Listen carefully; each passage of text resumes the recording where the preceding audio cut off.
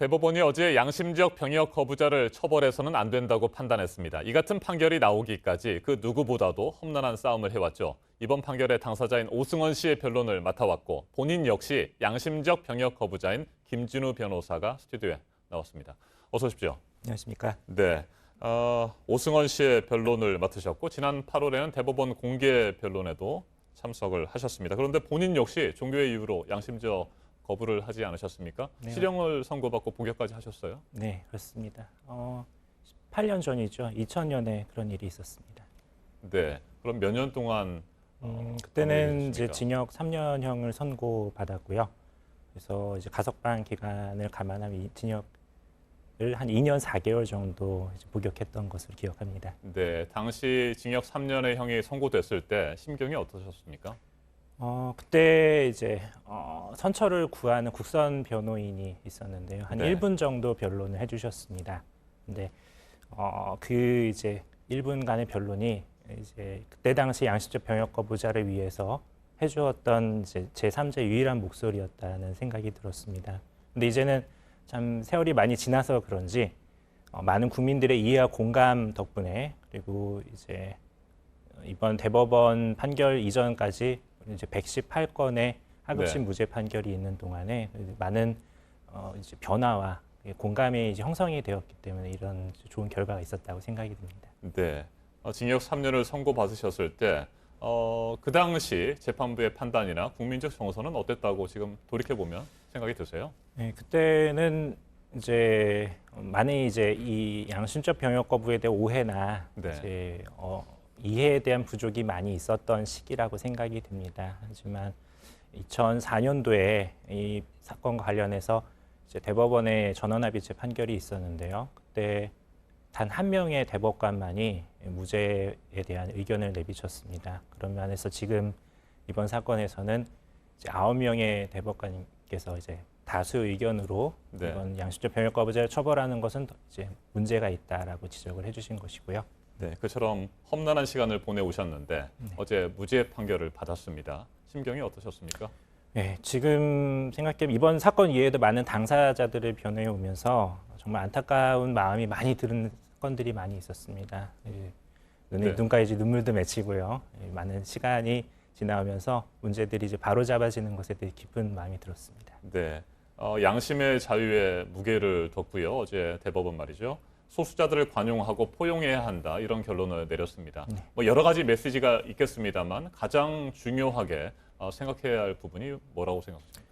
이 소수자에 대한 관용과 이제 포용, 이해를 전제로 하는 때에만 이제 민주국가의 정당성이 이제 인정받을 수 있다는 선언뿐만 아니라 네, 좀 구체적으로 법률적으로 봤을 때는 이 양심적 병역 거부자를 어떻게 구분할 수 있는지 사실 병역 기피자와 진정한 의미의 양심적 병역 거부자를 구분하는 것이 사실상 가장 중요한 문제 중에 하나라고 생각이 드는데요.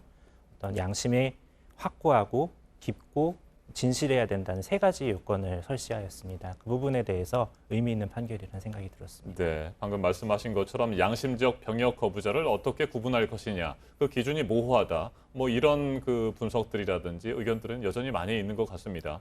뭐 실제로 그걸 제대로 잘 구분할 수 있는 기준이 있을 거라고 보십니까? 네, 사실 외국에서도 이 양심적 병역 거부자들에 대한 대체복무제를 도입하는 데 있어서 그러한 의문이나 걱정들을 많이 해왔습니다. 그런데 그러한 문제들에 대해서 실제로 실행을 해보니까 그런 문제들이 없었다는 것이 밝혀졌고요. 이 양심적 병역 거부자를 구분하는 기준이 어디에 처음부터 생겨난 것이 아니라 수많은 이제 사례와 문제들을 분석해가면서 이루어졌던 그 중요한 결과 중에 하나입니다. 그래서 걱정은 분명히 될 부분이고요. 이제 대한민국에서는 처음 일어나는 일이기 네. 때문에 그렇지만 앞으로는 그런 문제들이 점점 그런 의구심이나 걱정들이 불식되리라고 생각합니다. 네, 개인의 신념에 따라서 병역을 거부하는 분들도 많이 계시겠습니다만 특정 종교를 믿고 있는 분들이 병역 거부를 해왔던 사례들이 많고요. 그래서 어제 판결에 대해서 특정 종교에 대한 뭐 혜택 아니냐 이런 의견도 있는데 이건 어떻게 생각하십니까? 이게 좀 이해할 수 있는 방법의 차이가 있는 것 같습니다. 네. 그 양심적 병역 거부자들의 특정 종교 신도가 이제 많이 있는 것은 사실입니다. 하지만 이러한 판단은 앞서 이제 헌법재판소의 어떤 결정이나 앞서 118건의 이제 무죄 판결에서도 그러한 부분을 거의 대부분 언급하고 있습니다. 네.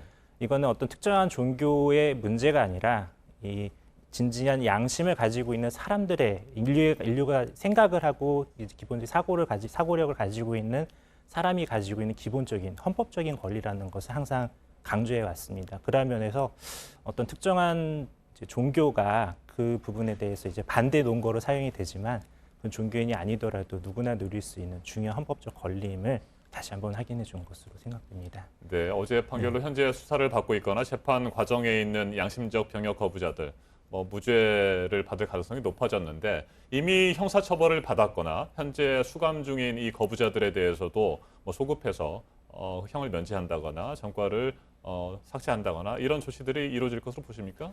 네, 물론 이 사법부의 판단만으로 그러한 일들이 이제 법률적으로 일어나기 어렵습니다. 하지만 지금 이러한 사법적인 판단이 일어난 것은 이제 국민의 관용과 이해 정도가 높아졌기 때문이라는 점을 감안해 본다면 행정부 차원에서도 이들에 대한 사면과 복권과 같은 이제 결단이 또한 있으리라고 기대하고 있습니다. 네, 한 가지만 더 여쭙겠습니다. 잠시 후에 우리 김소연 기자가 자세한 리포트를 전해드리겠습니다만 대체 복무제에 대해서 한 가지만 질문을 드릴게요. 대체 복무제와 관련해서 현재 국방부가 안을 마련하고 있는데 교도소나 구치소에서 일반 현역병에 비해서 2배 정도의 기간에 근무를 하는 방안이 유력하다고 하거든요. 이건 어떻게 생각하십니까? 네, 많은 이제 양심적 병역 거부 당사자들과 이야기를 하면 어려운 일 하는 거에 대한 두려움이 없습니다. 네. 하지만 좀 두려움이 있었던 것은 이제 국제 표준에 걸맞지 않은 이제 징벌적인 대체 복무. 예를 들자면은 과거 아르메니아의 사례가 그러하였는데요. 좀 생소한 나라일 수 있지만 터키라는 나라 이제 분쟁이 있었던 나라입니다. 그런 나라에서는 이제 대체 복무 제도가 처음에 생겼지만 이제 군과 관련이 되어 있는 그러한 일을 하거나 네. 이제 그러한 일이 아니더라도 어떤 군의 관리 감독 하에 있었던 대체복무제가 형성이 됐습니다. 사실상 대체복무제가 아닌 대체복무제가 이루어졌기 때문에 당사자들이 처음에는 이제 굉장히 기뻐하고 반가워했지만 받아들일 수 없는 걸 알게 돼서 10년 동안 또한 투옥이 되는 안타까운 사례가 있었습니다. 네. 대한민국에서 그러한 일이 일어나지 않았으면 하는 바람을 많은 당사자들로부터 듣게 됩니다. 네, 유엔이 정한 기준에 따르면 현역 근무병의 현역병의 1.5배 정도가 되는데 대체 복무 기간이 말이죠. 우리나라 현재 지금 준비되고 있는 상황을 보면 2배 정도가 될 것 같은데 그 기간에 대해서는 어떻게 생각하십니까?